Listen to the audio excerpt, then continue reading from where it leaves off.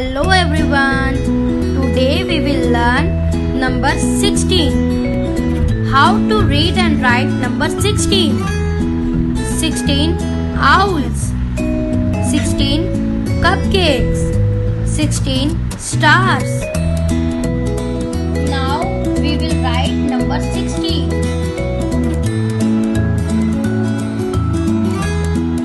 Draw on the top straight line down 1.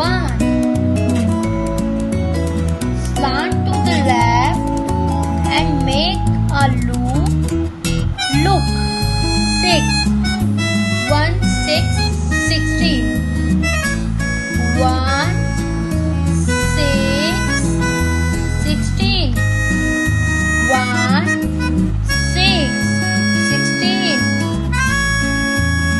1 6 16. 1 6 16. 1 6 16. Now we will count the object and write here 60 pencils. Worksheet. Circle the number 16.